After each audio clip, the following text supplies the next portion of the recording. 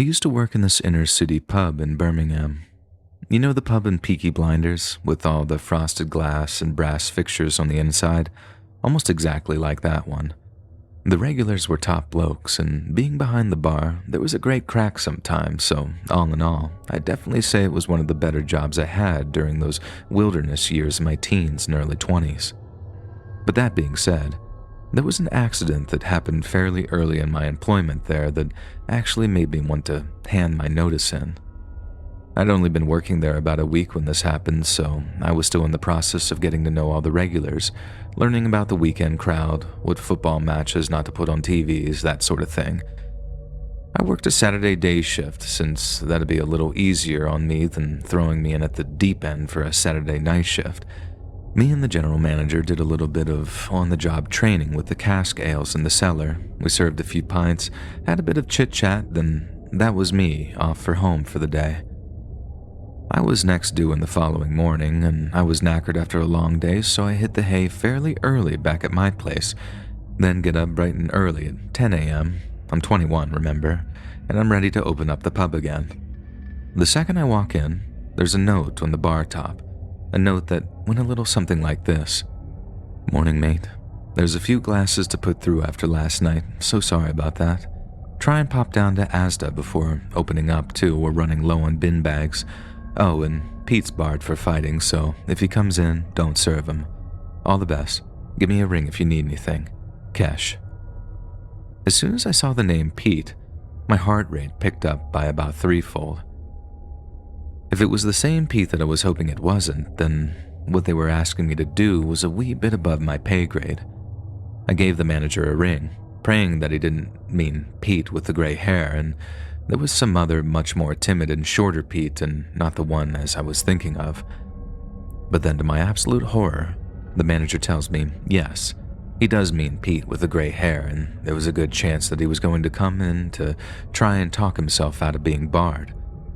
To understand why I was so frightened of Pete, I need to explain why everyone was so frightened of Pete. Pete was a complete and utter psycho. Not just a prick or someone with anger problems, although he did have anger problems. I mean, Pete was actually a terrifying person to be around. He could turn on a second. One minute he's your best mate, and he seems like the most normal, well-adjusted bloke in the pub. Then the next minute, people were having to hold him back because he's literally trying to kill you with a bottle of Bud.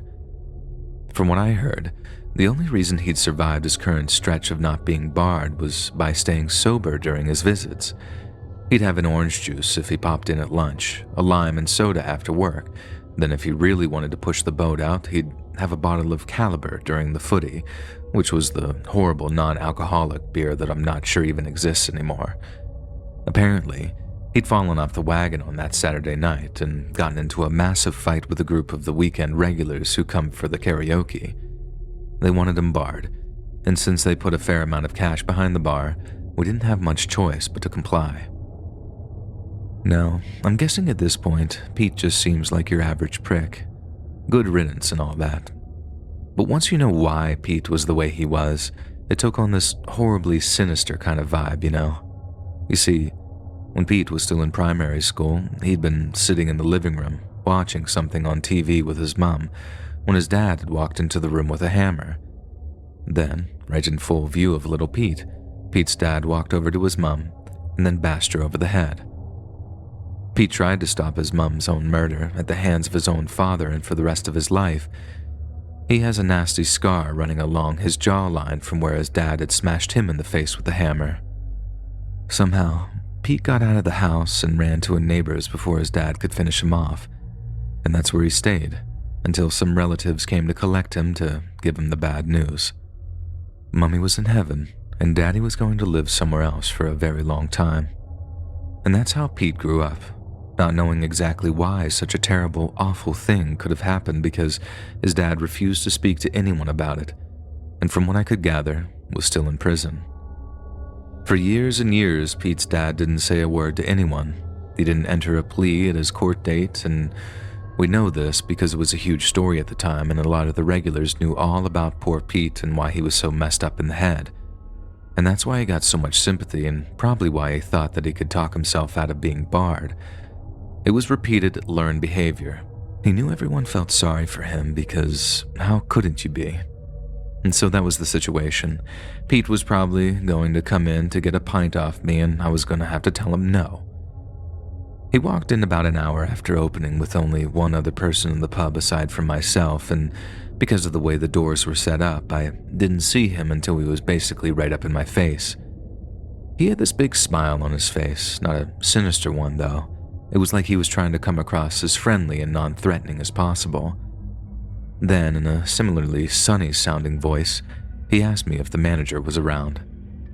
I told him he'd have to wait until about 3 in the afternoon if he wanted to talk to a manager, which was just over 2 hours away by that point. In response, he said something like, "Okay then, you don't mind if I wait here, do you?" The path of least resistance was to just say okay, so that's what I did. But then the next thing I know, he's asking for a drink, and even though I crossed all my fingers and toes in the hopes that I'll ask for an orange juice, he asked for half a lager. I was in the middle of trying to stock a fridge at the time, and I remember hearing him ask and letting out a big sigh before I got up, turned around, and said to him as politely as I could, "Pete, I'm real sorry, but I can't serve you any alcohol." I don't know if I visibly flinched after saying it, but it definitely felt like I did. But instead of lunging over the bar at me like I thought he might do, Pete just sort of tilted his head to the side like a confused dog and asked me why not. There was no way he wasn't playing dumb, but there was no way that I was going to accuse him of that, so I actually spelled out why he was barred by reminding him of the previous night's events. He claimed no knowledge of them at first and thought that maybe he had been blackout drunk or something and legitimately couldn't even remember where he'd been or what he'd been doing. I then had to tell him that if Kesh, our manager, said that he was barred, then he was barred. And that's when he turned. I swear to God, if his voice was poison, it'd have killed me dead right then and there. He grits his teeth, looks at me from under his brow, then growls something to the effect of, "If you weren't there, how the F can you tell me what happened then?" I just sort of froze for a second, having realized that I wasn't going to get away with telling him no. I knew Pete could be scary, but I'd only heard about him turning like that. Seeing it face to face was actually terrifying. Now might be the time to add that Pete was a big bloke too, wiry but very tall, and he couldn't fight. I'd heard something about him doing Thai boxing or Taekwondo during his teenage years, probably as a way to channel all of his anger. I didn't know how true that was, but by all accounts, Pete wasn't just feared because of his mean stares. He knew how to fight, like really knew how to fight. When I finally found the balls to speak, all I could give was some weak excuse that it was out of my hands and that I didn't want to risk my job in the first week of being there. Pete really didn't like that. In fact, what I thought might be the key to diffusing the situation made him angrier than ever. The way he saw it, he's been going to the pub for years and years, so who the hell was I, some baby-faced Irish lad, to deny him service in his local pub? Again, I took a step back from him, expecting him to lunge over the bar at me or something, but instead, he started walking down the bar, right towards the bar hatch, which was the only way in and out of the bar that didn't involve climbing over the wooden fixtures. He was absolutely livid, furious to the point that I could feel the adrenaline kicking in as he walked round the bar with murder in his eyes. I met him at the hatch and he took a swing at me, but the width of the bar meant that it was easy enough to dodge. But then, Pete grabs the bar hatch and swings it up so he can step onto the bar and have another swing at me. Another little detail that you need to understand is that in this old school pub, the bar hatch wasn't like a little doorway. It was just a really heavy section of bar that folded upwards. Pete needed to steady himself on the bar just to lift it, and he was a pretty strong bloke, so when he lifted it up, I grabbed it from the other side and slammed it back down, right onto his other hand, which had found its way into the little groove where the hatch fits onto the bar top. The impact was literally sickening. There was no crunch, no blood right away, but I knew that I must have broken something in his hand. The way he yelped and stepped back, holding his hand before letting out this deep, angry growl of pain, I thought that might have gotten the fight out of him. But no, he actually tried again, blood now dripping from his hand as he grabbed the hatch. I just grabbed it and slammed it down again. Not from as great a height that time, but the bang of the hatch hitting the bar had him recoiling at a pure instinct. There was a few seconds where he just stared at me, bright red in the face, 100% ready to do me in, when, from out of nowhere, a voice came from the back of the pub. "Nasty injury you got there, Pete. You better go and get it looked at sharpish." The only other person in the pub, this really quiet bloke named John, who literally used to wait outside of the pub to open at noon. He speaks up and pretty much ends the whole thing with a few quiet words. Pete screams something about coming back, then something about getting the police involved, then something else about me being a dead man. After that, he was gone, and nothing left but a few drops of blood on the tiled floor. If anyone listening has ever been in that kind of situation, they'll know just how bad you shake afterwards. I was shivering like a pooping dog, like someone had cranked up the air conditioning to Arctic levels. It was so bad that the only thing I could think to do was pour myself a half a lager and walk out into the front beer garden for a smoke.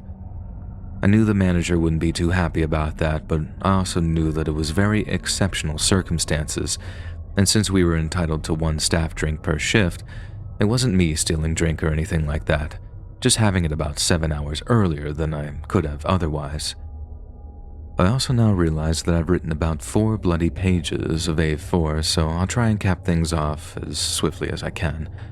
I only ever saw Pete once more time, which was when he drove past me in his minivan while shouting something abusive out the window. I still don't know what he said. I had my earphones in and music playing, but I know it probably wasn't very flattering. Rather than get the police involved, he must have known that he was in the wrong. Pete opted to just get his hand fixed and drink somewhere else. I should add that he was still wearing a bandage when he drove past me in his minivan, and I'll admit that it gave me a smug, satisfied feeling. I totally understand that he had a horrible childhood, and yes, he's due all the sympathy and patience that entails. But that can't be at the cost of other people's safety. And as much as I'm eternally grateful that management, staff, and punters took my side, I really should never have put myself in that position in the first place. The rest of my time at the pub was fantastic, to the point where I didn't leave by choice, but that's another story for another time. If you enjoyed this scary story, listen to thousands more, either over on the Let's Read YouTube channel or podcast.